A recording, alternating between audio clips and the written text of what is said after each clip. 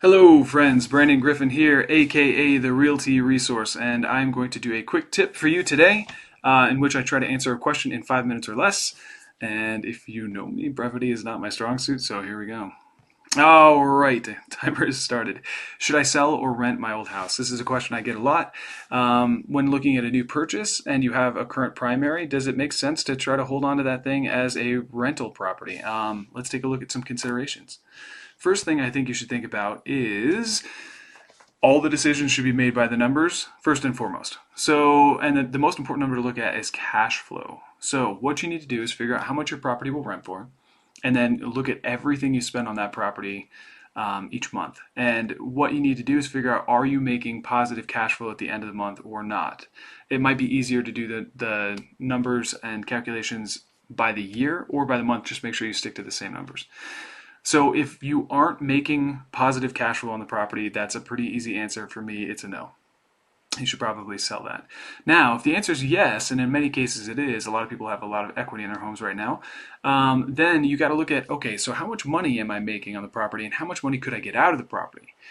And then you can actually see a return on investment of those potential funds that you could liquefy. And if you can make more money with that money somewhere else, then it might make sense to sell. Finally, there are tax implications that have to do with what's called a 1031 exchange, and that keeps changing, so I'm not going to get into it. It's more of a CPA question anyway.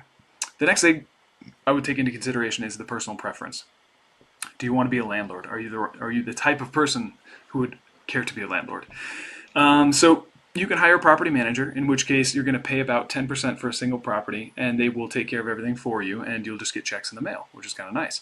However, sometimes the profit margin isn't there when you crunch your numbers. So make sure that you could be someone, or you have someone who can take care of the property and be willing to field the phone calls in the middle of the night. The next thing is liability. Property managers will help you to write an airtight lease. If not, you need to have a really good lease to protect yourself and your tenants. Finally, emotional considerations are something I think you should take into consideration. If this was your primary residence and you loved it a lot, it's going to be treated differently than you would have treated it. So you need to be able to detach from that connection, and if that's something you can't see yourself doing, if you can see someone beating up your home and that makes you really, really unhappy, might not be the right choice for you either.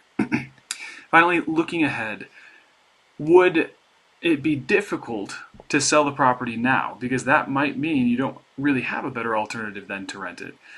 So if you are looking at trying to sell a property in the winter here during our seasonal market when it's really hard to sell, and you could even rent it out until the summer when it might be a little bit easier, that might be a good choice. And then finally, you need to consider, can you also hold on to that property, pay that mortgage, get a renter in there that will completely subsidize the mortgage and still qualify with a down payment for a new purchase. So that's something that a lender will help you figure out.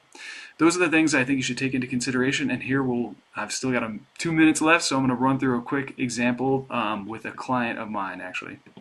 So the first thing we did is rentometer is probably a pretty good way to actually figure out what your property will rent for. So pop in the address, do not put in the rent, put in the bedroom count, and then run it and see what you get. 1600 is a median. I would go with that, and then I would actually verify this across Zillow. So look into rentals in your area that are currently being marketed and look at the condition. Does that sound like a pretty good number for you? So you put that in there, then you put in your other monthly payments.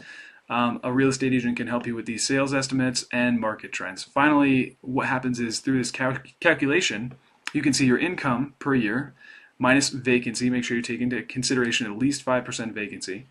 And then you have expenses here if you want to have it managed. This one in particular, if they were managing it at 10% and they had 5% for repairs and maintenance, there's their HOA figure, their total utilities, and their total yearly expenses. Now, looking at the rental income versus the mortgage payments, this is actually losing $720 a month, or sorry, a year, and in that case, it would be a no-go for me. If you take this out and manage it yourself, great, the numbers work now. I say at least $100 a month or $1,200 a year is probably a good threshold. And for that $1,200 a year, it's a 1% return on the money they could pull out of it here in their net proceeds. And is that something that they could pull the money out and put it into somewhere else and get better return? Maybe, maybe not, but that's a good question to ask.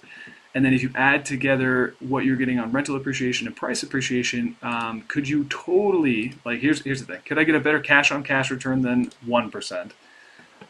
Or could I get a better total return than 9.5%? So that's a pretty hard number to beat. In this situation, I think I'm going to have to advise them to hold on to it.